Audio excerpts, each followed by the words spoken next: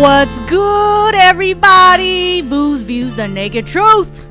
We gotta shake our titty. You wanna shake them with me?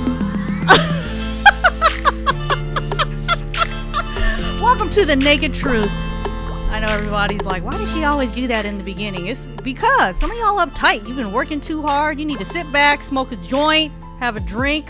If you are having a drink, comment. What are you drinking tonight? You are tuned into The Naked Truth. I got my homegirl with me here tonight. She's my sister from another mister. I think we go back to 2005. Probably longer. Maybe longer. Woo, it's been a minute. And I'm just so happy to have her here. It feels good to be in Atlanta with her. And without further ado, let me introduce my guest, Cherie Buchanan Jones. Hey. What's up, y'all? What's good? Woohoo! Listen, we've been drinking. So if you see us standing on the table and doing... Michael's like, that's not happening tonight. So, Cherie, how have you been? I've been wonderful. Yeah? Living life. Yeah, how's One it feel day to at be a here? time. Yeah, exactly.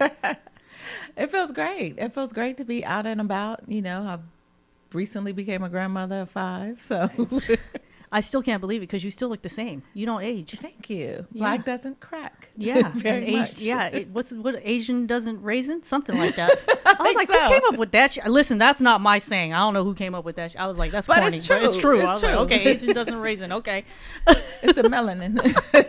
So I want to give the audience a little bit of background, but before we get into that, the topics for tonight are really good. So if you're tuning in, you're in for a treat. We're going to discuss some good topics, especially in 2022, because a lot of people aren't getting married these days. The number of marriages are going down. A lot of people have sour taste in their mouth, and you know, it falls on both sides, men and women. And a lot of women feel like, should I submit in a relationship? And should I submit to a man? Should I be submissive?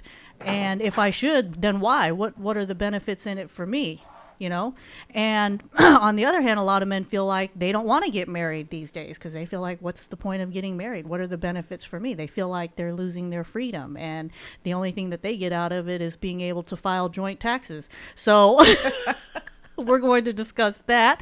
And we're also going to discuss, should a woman do wife duties before getting married? And wife duties, everybody's definition is going to be different. Right. You know, and some people feel like it's a partnership. We just split it up. But some people feel like, hey, wife duties are you're going to take care of the home, clean the house, take care of the kids, or whatever that may look like to you. Should she perform these duties prior to getting married? So I'm glad that I have Cherie on here because she's actually married, so she can speak from experience. And you've also been married prior. Exactly. So we can give the audience a little history. So this is your second marriage. Second marriage. Okay. And when you got married the first time, I know your ex-husband. Shouts out to Ray Boo, if you're tuning in. So we've all been friends for a long time now. So when did you and Ray meet? So we met in college, our freshman year in college, and we were married 2 years later, our junior year in college. So we were very young, still babies. Yeah. So it was a learning experience. Yeah. The whole thing. So you were still growing up yourself. Yes. Both of you were. Yeah. While figuring out this whole marriage. And then how old were you when you both had kids, when you guys got? We had our first child at 21. I was 21, he was 20. Wow. Yeah. Wow. So we were really young. So and then the then throw next one kids into the came mix. 2 years later. Yeah. And now, so then how long were you guys married? 18 years. We made it. Like a lot of people, when that happens so early, they don't really make it very far. We made it for 18 years. So Yeah. Yeah. And then when you got divorced, how long was it that you stayed divorced before you got remarried? I stayed divorced for 5 years because my first marriage happened at such an early age. I really wasn't a woman yet. So I didn't really know myself. I didn't really know what I liked, who I was without having a partner, because I had a partner from 18 on up. And so I took those years to really figure me out. Who am I? What do I like? What do I want? You know, what's best for my kids? Like I had to really go in and find myself, who I was as an adult woman without a partner. And so that kind of was my time to figure that out. And I think when I met my husband now, I knew exactly who I was and what I wanted out of life for the rest of my life. So Yeah. Wow. I chose wisely. Yeah. So what do you think was your biggest learning experience from your first marriage and divorce? I think it was really knowing that marriage is a compromise and that there's a lot of stuff that I think, we were so young that we were just going into it blindly, and we just kind of learned along the way. We didn't have a lot of role models. We had a few, but not a lot of role models. So we didn't really understand really what you needed to continue on in a relationship, the understanding, the counseling we probably should have gotten before we got divorced. We didn't do any of that. And so I think this second time around, I realized that I need to listen more. I needed to be a better wife. I needed to be the person I was, but also better. And so I think that's really what I went into this next relationship with, knowing that, okay, if my husband wants a hug, give him a hug. Tell him, how wonderful he is. Stuff that I didn't do it right because I didn't do it in the beginning. So it's like, okay, I don't need to do it now, but I really probably needed to, just those words of affirmation for him. Cause you get into a kind of a rut where you just feel like, it is what it is. He knows, but they really don't, Yeah. Sometimes you need that acknowledgement. And Exactly. reassurance. Yeah. No, that's very true. So, it's crazy to me that we've known each other this long, and I know the story, but I'm just asking you to tell the audience that. So, this is how you know someone has matured, is when they can take self-accountability. Right. And they can look back and say, well, this is where I could have done things differently. So, but what do you think, and this is no knock to anyone, this is just reflecting back, right? So what do you think was missing for you? It was a lot of stuff. I think, Ray being who he was, NFL player, and always having fans and people giving him those affirmations of how wonderful he was. And then when all that stopped, it kind of, I'm the one that, I probably should have filled in to make him still feel like he was the man. Wow. And I didn't realize how much, he needed that until it was kind of too late. You know what I mean? Yeah. And so I think people go out looking for stuff that they're not getting from home. And I think that had I known that just simple stuff like that is what he needed, I could have gave it to him. You know what I mean? But I didn't know that. So. And that's not necessarily something that people will vocalize that they need. Like, how do you tell somebody, I need you to be my biggest fan sometime? Right. You know what I mean? Like, you might sound crazy if you say that out Right. loud. Or you may not even realize that that's what you need. Exactly. To even express that. So, yeah, wow, that's interesting. I never thought about that as long as I've known you. Well, I didn't think about it either until it was already done. So we both kind of mentally were gone. Yeah. It was like. So you both had 4 children together, and now how many grandkids do you have? 5. 5. Oh my gosh! Listen, I knew her kids when they were little. They used to. They were the age of my grandkids. Right. When they were the age of her grandkids, I would go over to their house, and they would follow me around the house. I would bring my little dog over, and they loved my little dog. And I would still remember them when they were this little. And when I see pictures of them, I'm still just like, wait a minute, let me wrap my brain around this. I'm this old now. It's not even about them. I'm like, wait a minute, I'm this old now? Right. It's a reality check for us. So I'm looking forward to getting into this topic. I think we should take a quick little break, and when we come back, when we come back, there is a question that I want to ask you that I've never asked you this. Okay. And the question is, I'm going to let you think about it on the break. When we get back, what is something that most people don't know about you that they would be surprised to know? So we're going to answer that when we come back. Okay. On The Naked Truth. Don't go anywhere. You ain't got shit to do. Stay tuned. Power 108.9. The Naked Truth. We're back with my girl, Cherie Buchanan Jones. Hey. So, Cherie, before we went on break, the question for you was, what is something that most people don't know about you that they would be surprised to know? I don't even know this answer. I don't either, because I'm an open book.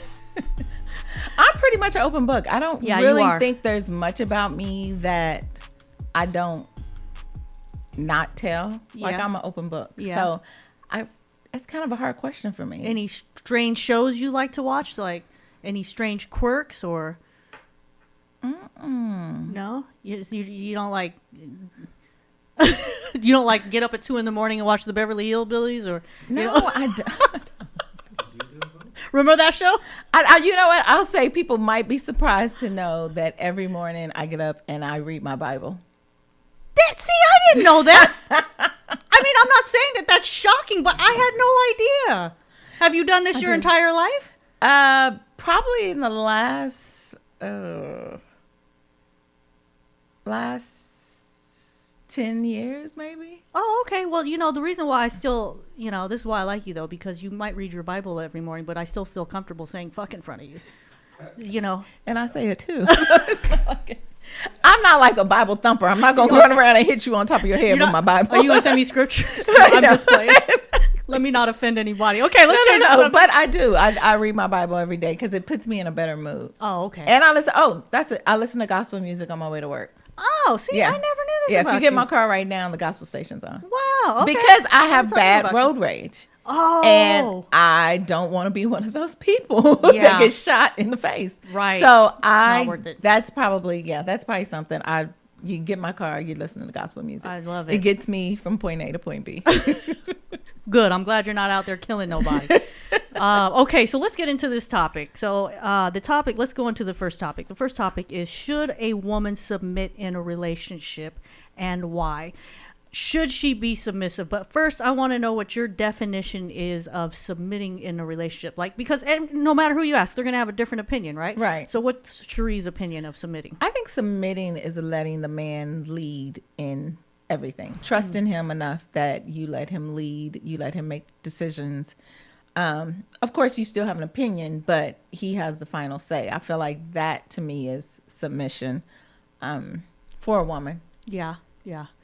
So do you think that what's your opinion? Do you think a woman should submit in a relationship? Well, it depends on who you're with, but also it's on you to pick someone that you trust enough that you be willing to submit to, because you trust that he is making the best decision for you in the relationship. Now, if you just with some clown, no. Choose wisely, ladies. Choose wisely.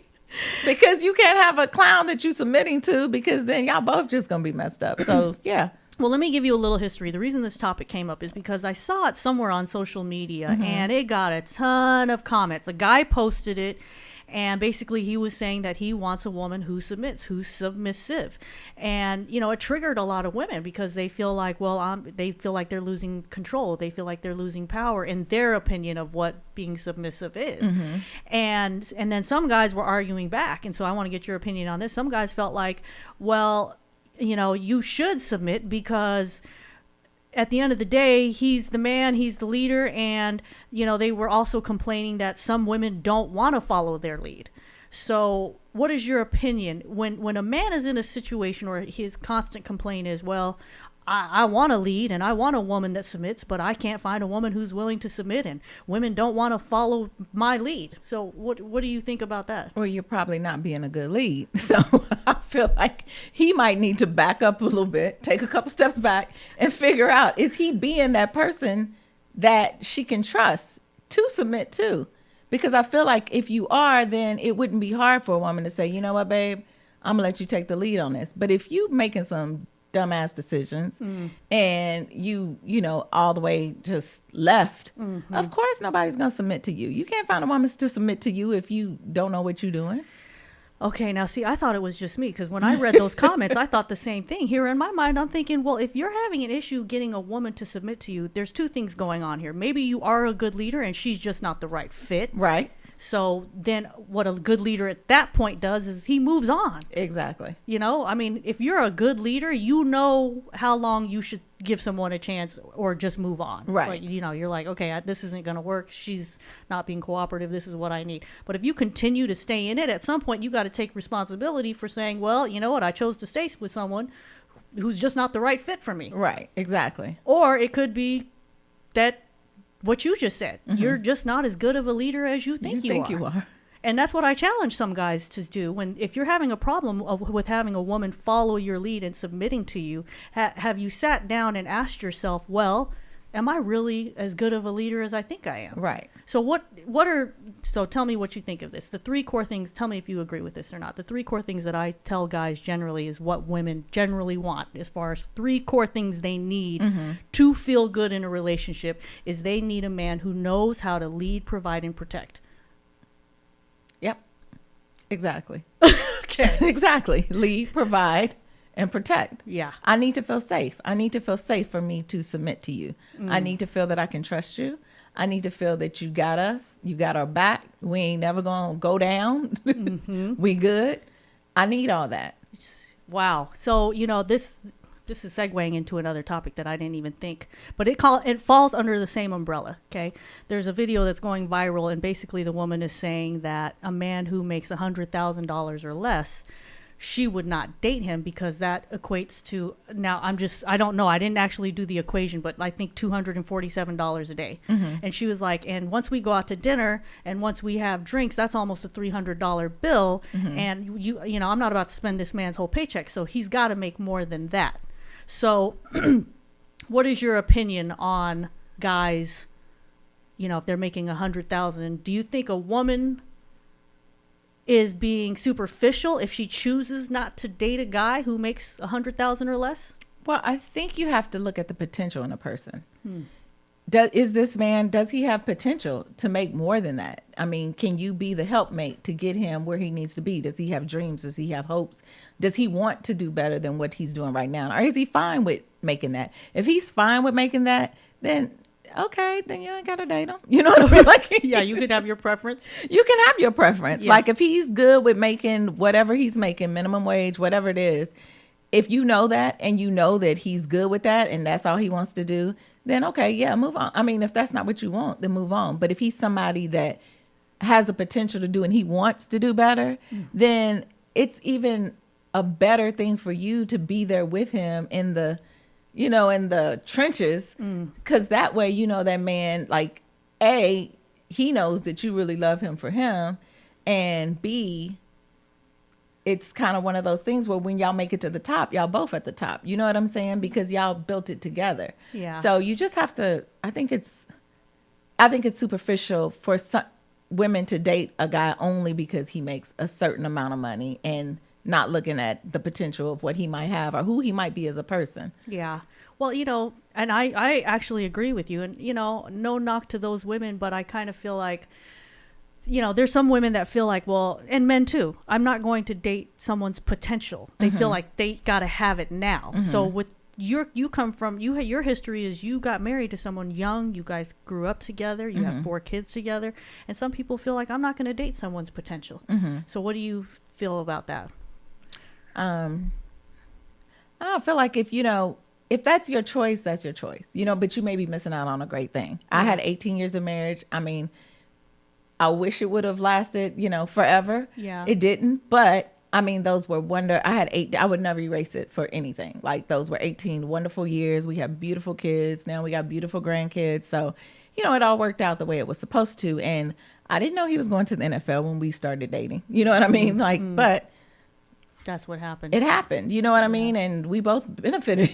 Everybody got to benefit from it. But I didn't know it was going to happen when I dated him. I could have dated anybody, but we were like besties. That was my soulmate at the time. So, well, this is what I have to say to everyone who feels like, I'm not going to date somebody's potential.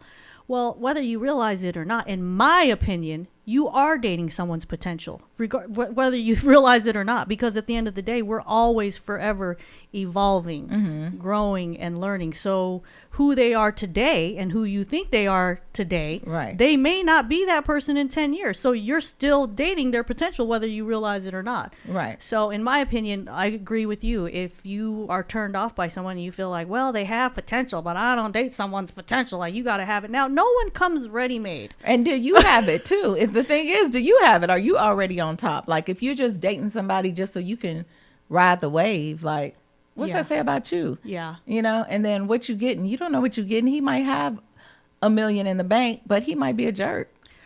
Then what you gonna do? You gonna submit to him because he got $1 million in the bank, but he treats you like shit?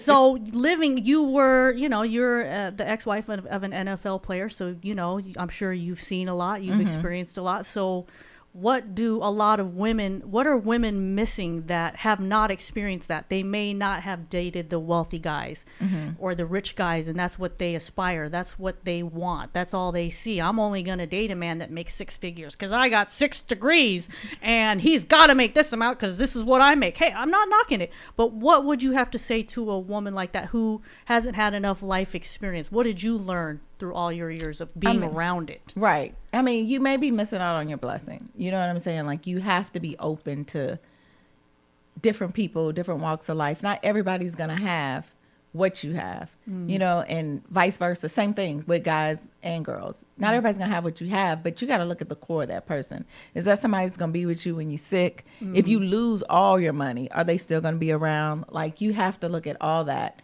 and realize if that's your, I mean, in my second marriage, that's exactly what I looked at. Can I see myself sitting on the back porch with him, having conversations in 10, 20 years and just enjoying each other? And that's what I learned from experience, you know, Yeah. that this is the person that I can see myself doing that with and being happy, whether we have a whole bunch or nothing at all.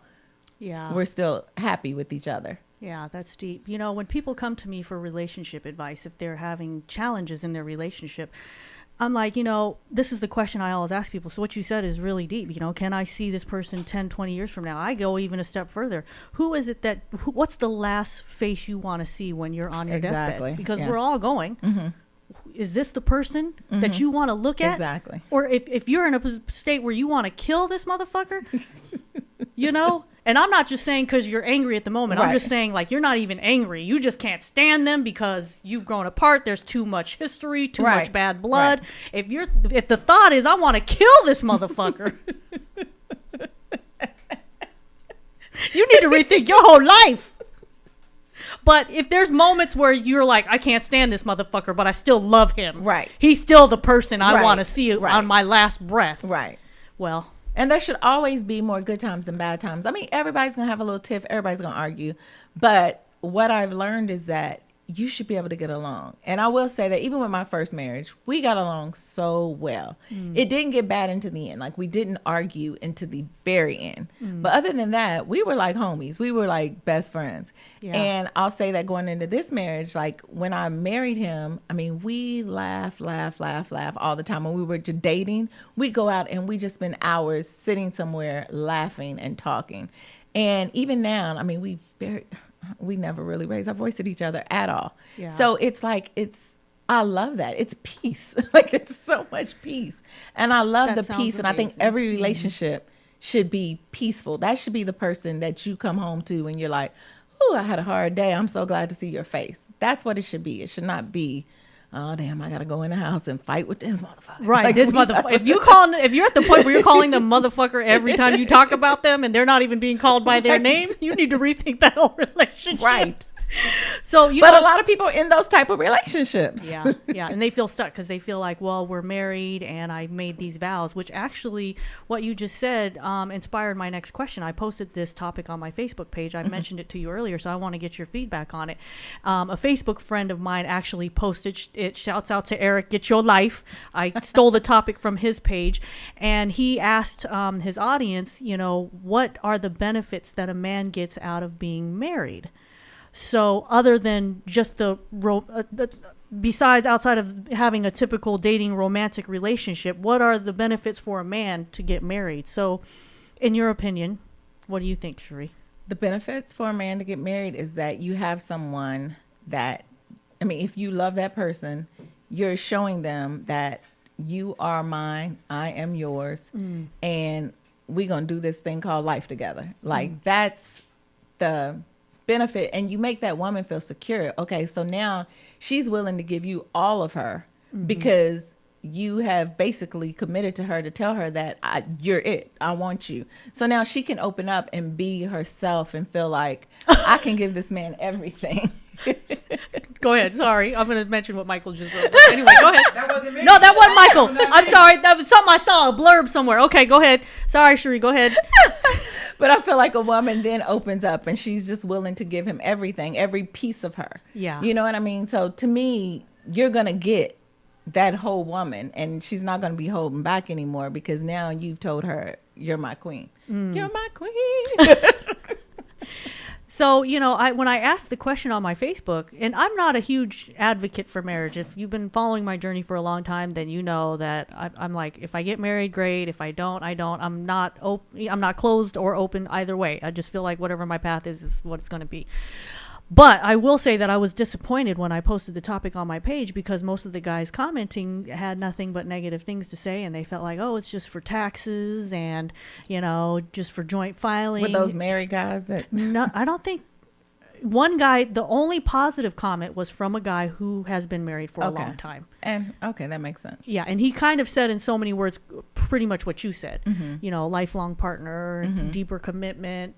But then he also mentioned the business aspect of what Mm-hmm. happens when you get married. So, you know, so a lot of guys feel like, as of today, they feel like, what's the benefit? What's the point in getting married if it's all just for joint taxes? So what would you have to say to those guys? I think a lot of those guys feel that way because what we were saying earlier, so many women are giving them everything without that commitment. So for them, it's like, well, you know, a lot of women are doing whatever we need them to do anyway. They're doing this, they're doing that.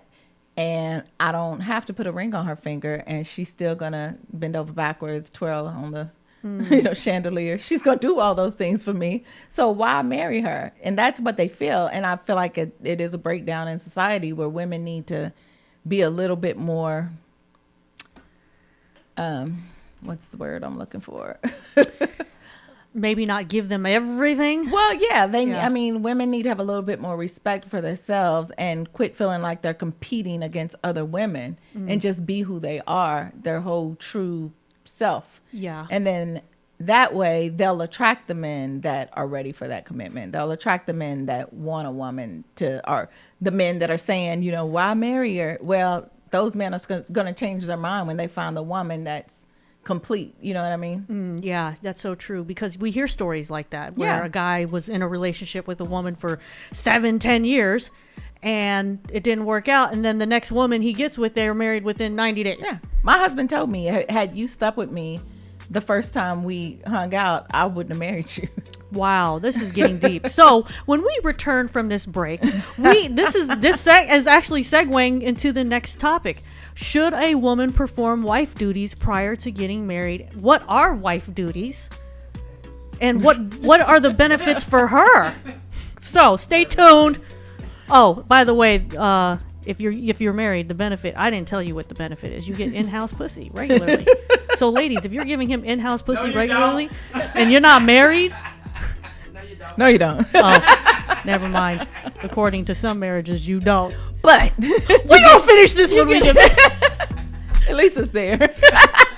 The Naked Truth Power 108.9. Don't move.